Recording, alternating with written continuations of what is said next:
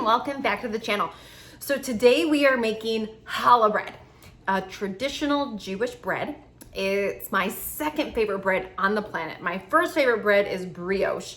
And if I get enough people that want me to do it on here, I will make it. That's my favorite. But my second favorite is homemade challah bread. And we were introduced to this bread through some friends that we have that have Jewish traditions, they're Jewish descent.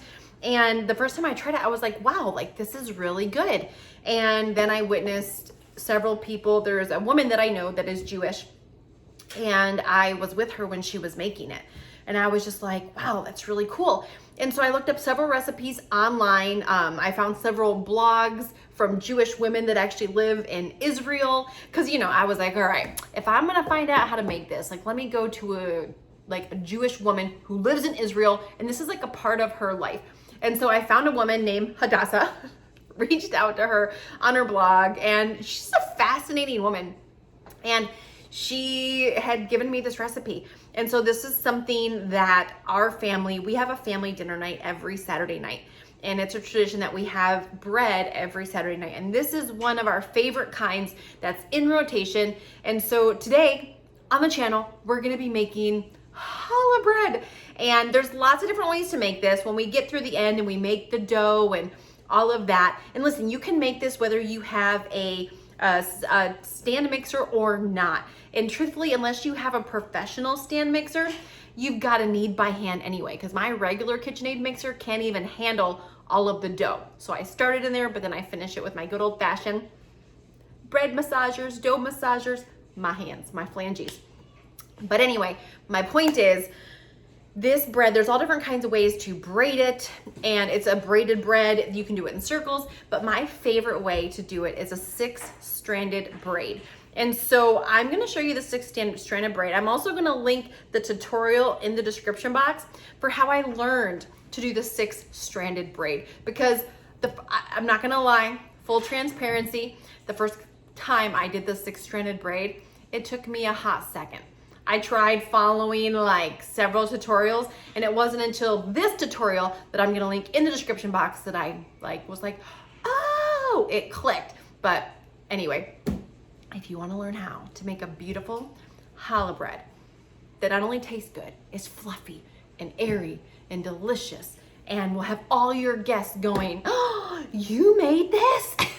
Then keep on watching. By the way, make sure to smash that like button, hit the subscribe button, ring that notification bell, and let's get making some challah.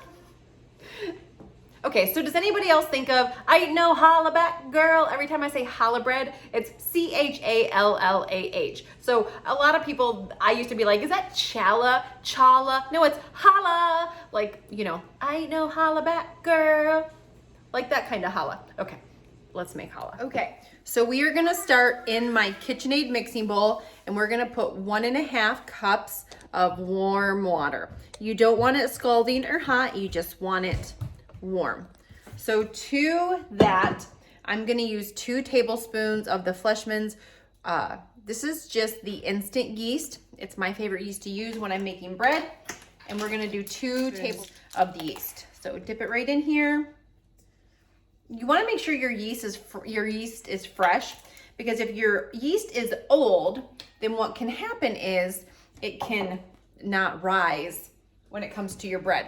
So inside of that, you're also going to add 1 tablespoon of sugar. So 1 tablespoon of sugar right in there, and then we're going to mix this around. Just mix the yeast in with the water, get it off the sides.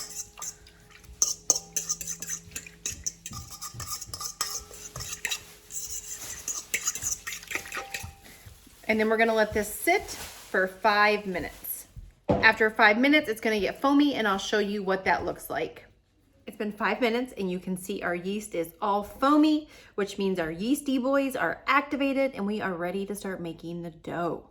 Okay, now to our bowl, we're gonna add 4 large eggs, lightly beaten. Dump that right in. We're gonna add 1/2 cup of canola oil. You can use vegetable oil. I just like the canola oil better. You're gonna use 1/2 cup of sugar. 1 tablespoon of coarse sea salt. And then you're gonna start adding your flour about a cup at a time. So we're gonna use a total of 8 to 8.5 cups. So I'm just gonna dump a little bit in at a time. I'm gonna use my dough hook on my KitchenAid. Now, if you don't have a KitchenAid, you can do this all by hand.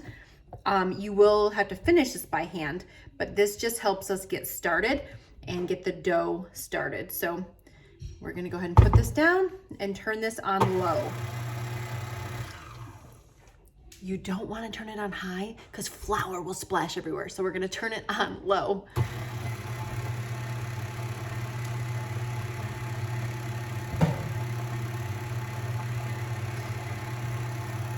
Once it starts getting incorporated, we're gonna speed it up just a little bit.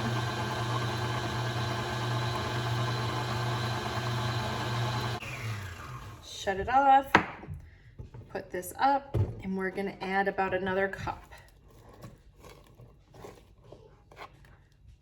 Put it down, low.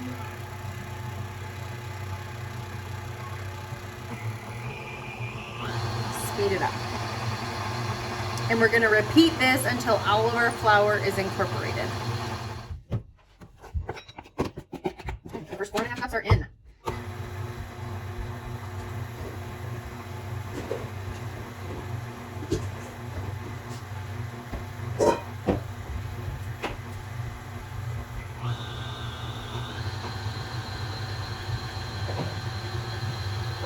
And you can see it starting to form a dough ball.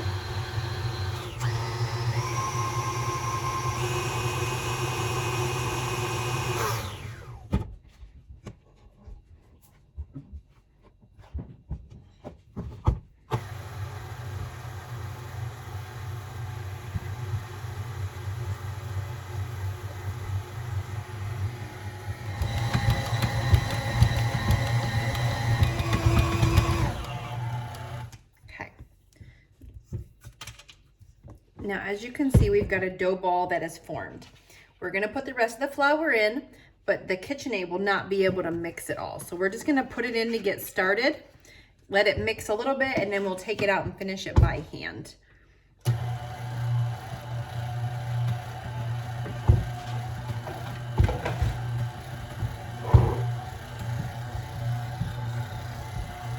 You can see what starts to happen is the dough starts to come up, and eventually it'll come all the way up here. Eventually it'll work its way all the way up here if you're not careful. So all we're doing is letting the flour get combined, and then we'll finish by hand.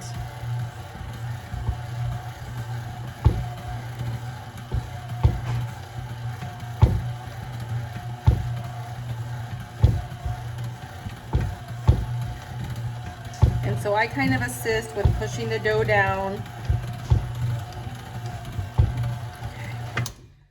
Once it's combined, we're gonna pull this up, and it's just gonna be partially combined at this point. We're gonna dump it on the counter and finish by hand. So we're gonna get all the dough off of the hook. Take this off. And right now it's sticky, but once we get all the flour combined, it won't be.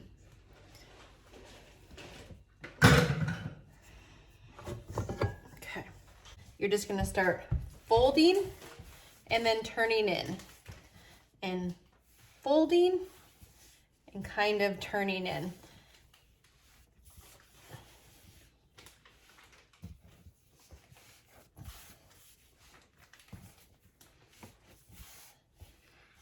And you stick into the counter, kind of get it up off there, fold, turn in.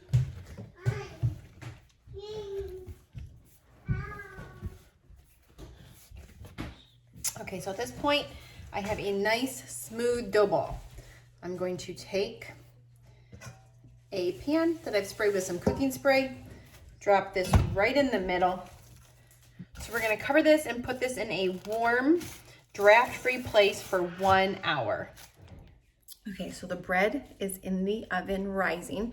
I had turned it to warm for just that minute or two. It just kind of gets the oven like it's like you tap the heat on for a second and then it shuts it down. And so it's gonna sit in there for 1 hour. It will double in size, and then we're gonna take it down, punch it down, and then let it rise some more. So we'll be back in about 59 more minutes. Okay, this has been rising in the oven for an hour. We're going to take this off, and we're literally going to stick your fist in it and just smash it down. Just smash it down with your hands.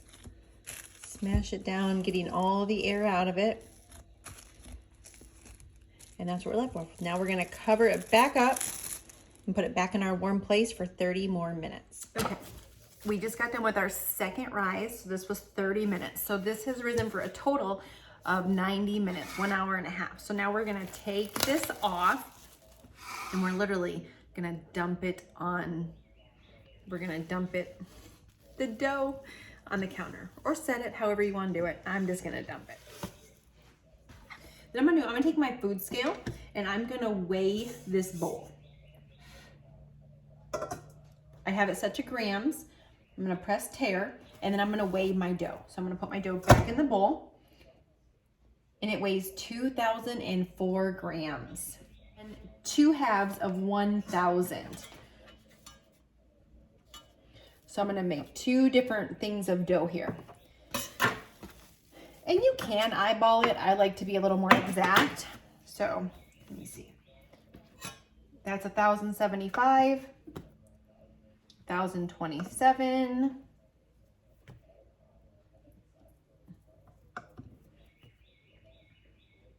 There we go, 1,001, right on the dot. 1,001. So now I have my 2 balls of dough here, and I'm gonna set one aside, but I'm going to cover it with a towel so it doesn't dry out. So that's gonna go over there. I'm gonna cover that with a towel. Now you can make several different kinds of challah as far as like the braid. So challah is a traditional Jewish bread, and it's made, you can braid it in loaves or like, you know, rectangle loaves, circle loaves, rolls. But today we're gonna be doing my favorite one, which is a 6-strand braid. So this dough will make 2 6-strand braids. So that's why I've divided it into 2 loaves, 2 halves, and then I'm gonna take this and divide this into 6 equal pieces. And again, you can eyeball it.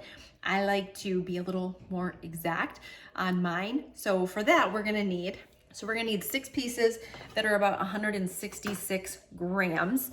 And again, it doesn't have to be exact to the gram, but I like them to be right around the same size. So I'm gonna use my food scale right here.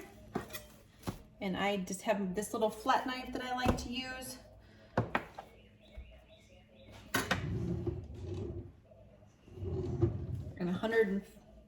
And then I'll just add dough until I get to my 166. There we go. Then I'm gonna roll it in a ball and put it over there and cover it. And I'm gonna keep doing this up until I get my 6. There we go.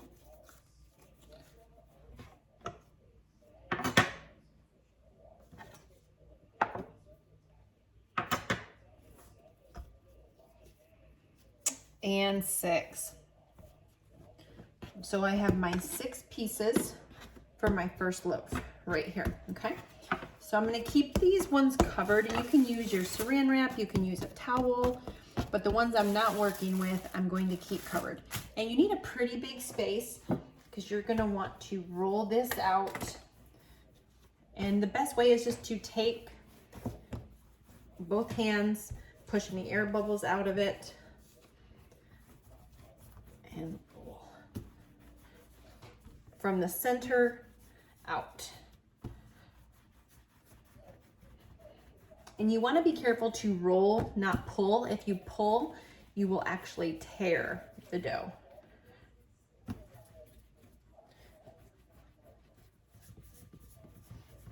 And if you're not used to doing this, it will take you a second. You want the entire dough strand to be pretty even. And then you're going to set that aside. Go to your next ball and start working it.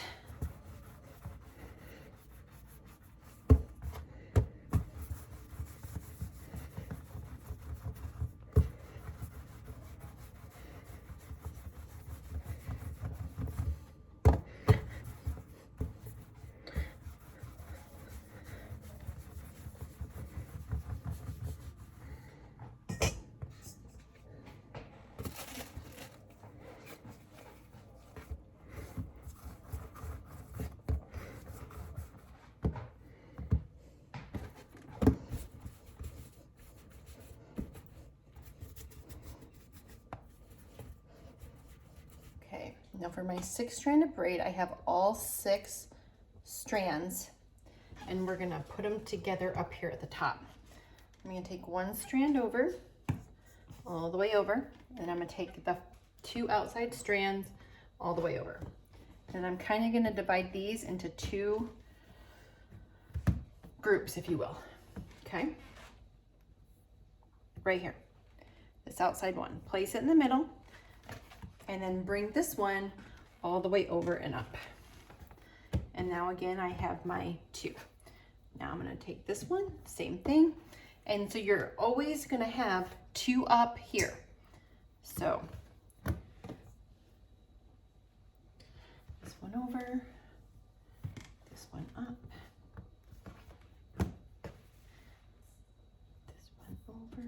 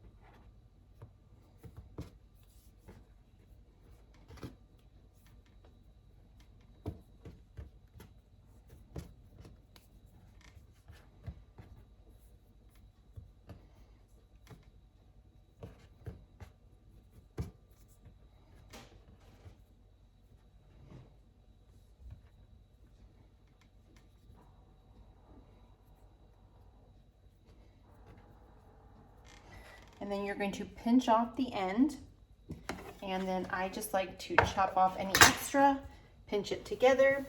And then here's what I will tell you. This loaf is not,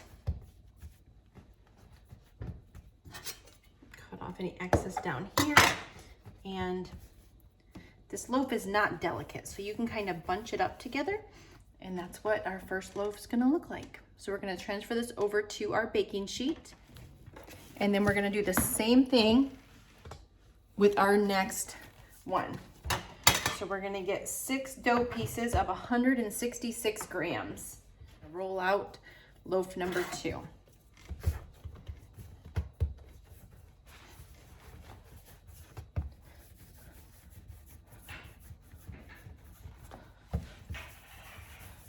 All right, so we're braiding loaf number 2. So again, we got all 6 strands. We're gonna pinch the top. Bring the left one all the way over to the right. This one all the way over. Divide it into our 2 sides. This one's going to just come over the first 2, come to the middle, just like that. And then that all the way over. And then again, we have our 2 and 2. And then this one's just gonna come in the middle of the 2.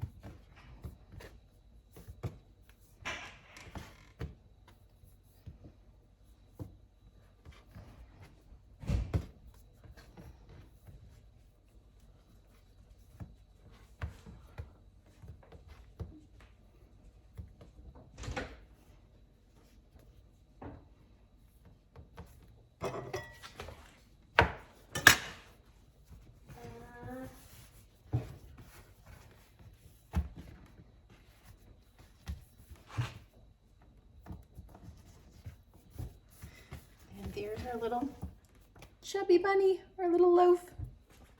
So I have 1 egg and a tablespoon of vanilla extract. And now we're gonna brush this over the loaves gently. You wanna make sure you get all the nooks, all the crannies of the loaf.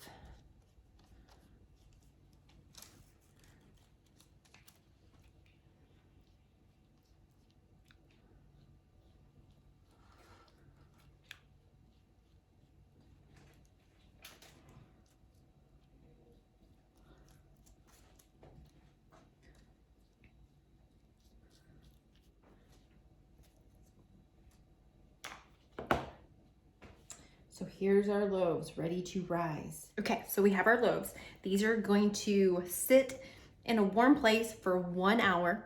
They're going to rise again, and then we're gonna bake them. So this is our last rise before we bake them. So we will be back to put 1 more coat of this on them in an hour, and then we'll pop them in the oven. Okay, the bread's been rising for an hour. We're gonna now put our second egg wash on the bread. This is when I start to get excited because I'm like, it's almost done. Okay, so once I get that done, now you can either skip this step or do this. I'm gonna take some sesame seeds and I'm going to sprinkle that right on the top. This makes it a little more traditional with the sesame seeds on it. All right. Now while I'm doing this, my oven is preheating to 375 degrees.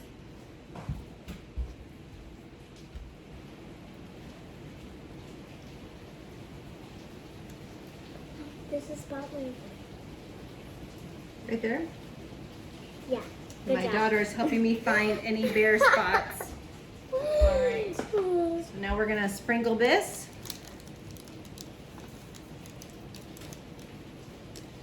And this is gonna go in the oven for 30 to 35 minutes at 375 degrees. And it's gonna come out a gorgeous brown loaf of bread.